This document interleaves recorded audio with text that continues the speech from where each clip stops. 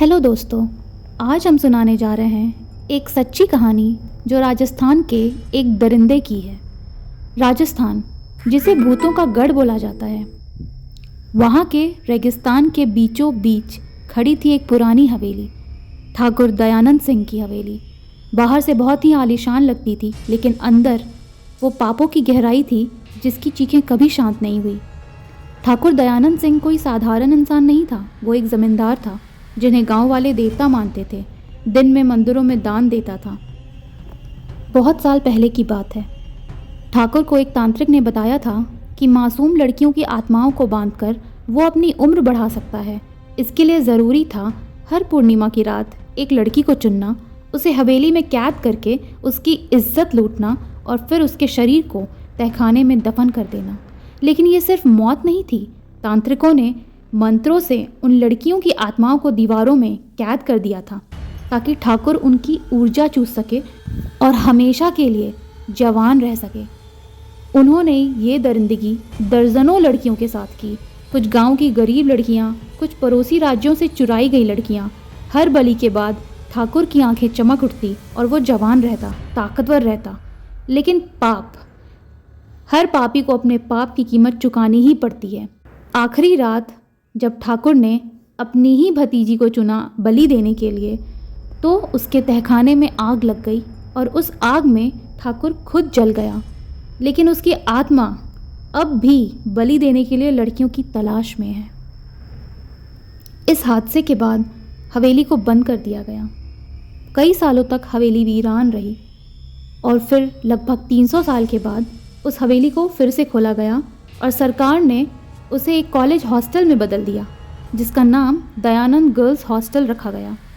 लेकिन जैसे ही लड़कियों ने वहाँ रहना शुरू किया, वैसे ही अजीबोगरीब घटनाएं फिर से शुरू हो गई।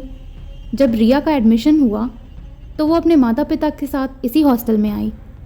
कमरों की दीवारों पर पुरानी उभरी हुई तस्वीरें थीं, जैसे किसी ने अंदर से बाहर आने की कोशिश की हो। रिया को हल्का डर तो लगा, लेकिन उसने सोचा शायद नया माहौल है, सब ठीक हो जाएगा। पहले ही दिन उसकी मुलाकात रानी से हुई। रानी बहुत ही हंसमुख, प्यारी और थोड़ी सी अजीब लड़की थी। बहुत जल्द ही दोनों दोस्त बन गए। रानी का कहना था, अगर रात में तुम्हें किसी लड़की के रोने की आवाज़ आए तो बाहर मत निकलना। रिया ने हंसकर कहा, क्यों भाई, कोई भूत है क्या? रानी बस मुस्कुरा कर बोलती, भूत नहीं, ठाकुर है जो कभी नहीं मरा। धीरे धीरे दिन बीतने लगे, लेकिन रातें और भी ज़्यादा डरावनी होती गईं। कभी हंसी की आवाज़ें,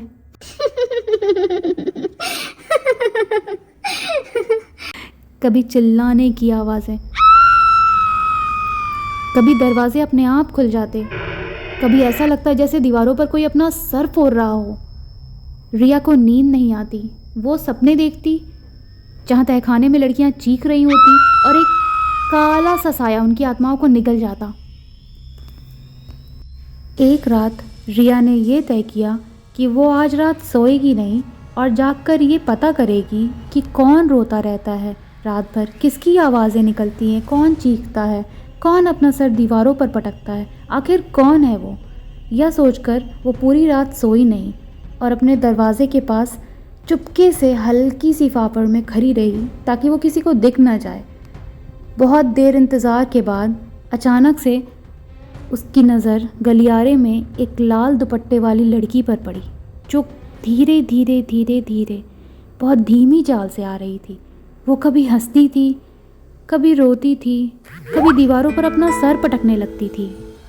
रिया ने दरवाज़ा खोला और रूम से बाहर निकली और धीरे धीरे उसके पीछे पीछे चलने लगी। वो लड़की तहखाने की तरफ जा रही थी, वही तहखाना जो सालों से बंद था और जो रिया को सपने में दिखता था। रिया ने अंदर झांका, दीवारों पर सैकड़ों हाथों के निशान थे और हवा में तांत्रिक मंत्रों की गूंज। अचानक पीछे से उसकी दोस्त रानी की आवाज़ आई, मत देख रिया, मत देख, यह सब ठाकुर दयानंद के पाप हैं। वो अमरता के लिए हमारी आत्माओं को चूसता है। मत देख प्रिया, मत देख रिया, वो अमरता के लिए हमारी आत्माओं को चूसता है। मत देख रिया। रिया पलटी। रानी की आंखें लाल थी उसका चेहरा बिल्कुल फीका और उसके पीछे एक बड़ा सा साया खड़ा था। रानी बोली, मैं उन्हीं लड़कियों में से एक हूँ जिन्हें ठाकुर ने यहाँ दफनाया था। तभी पीछे से आवाज आई, और आज तेरी बारी है रिया, और आज तेरी बारी है।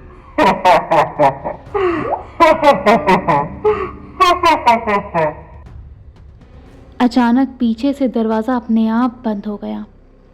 तहखाने से रोने की आवाज़ें आने लगी, दीवारों से मिट्टी झड़ने लगी और एक काली परछाई, ठाकुर दयानंद सिंह की आत्मा धीरे धीरे रिया की तरफ बढ़ने लगी। उसकी आंखें जल रही थी जैसे अमरता की भूख अभी भी बाकी हो। ठाकुर की आवाज़ गूंजी, तू मेरी बनेगी रिया।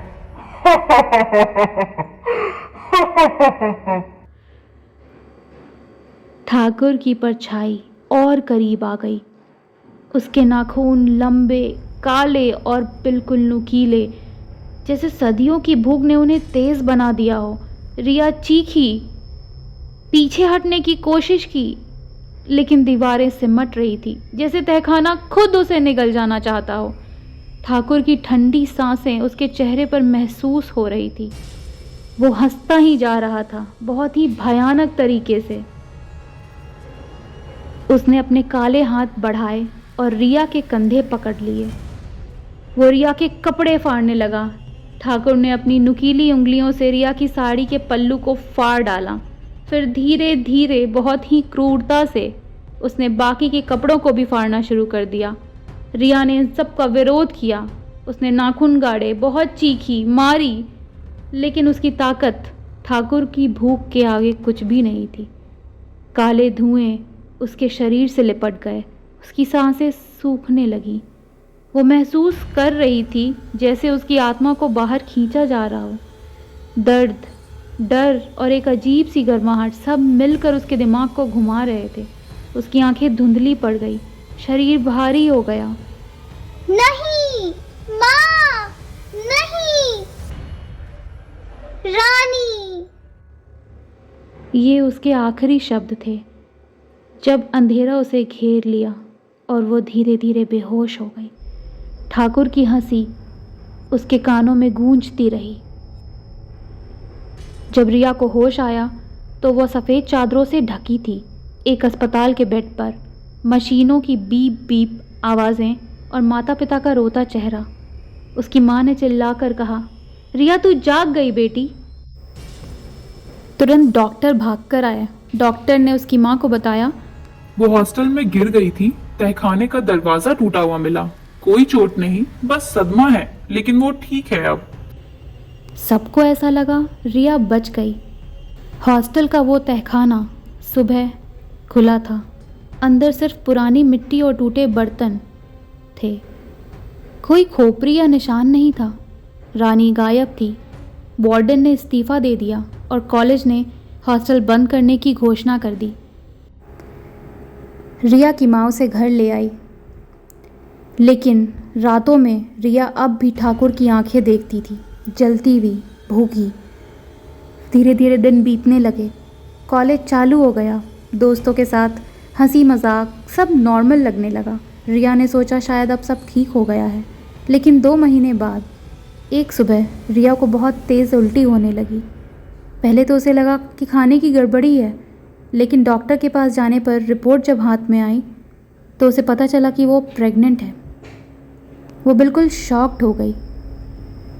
मैंने तो कभी, लेकिन कैसे? रिया सोच में पड़ गई। उसकी माँ ने भी पूछा उससे, लेकिन उसके पास कोई जवाब नहीं था।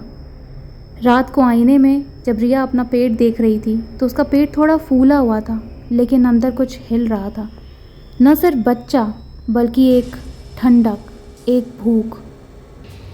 उस रात जब रिया सोई तो उसे सपने में ठाकुर फिर से दिखा, और इस बार वो हंस नहीं रहा था, बल्कि गर्व से देख रहा था और बोल रहा था, ये मेरा बीज है रिया, मेरी अमरता का नया रूप।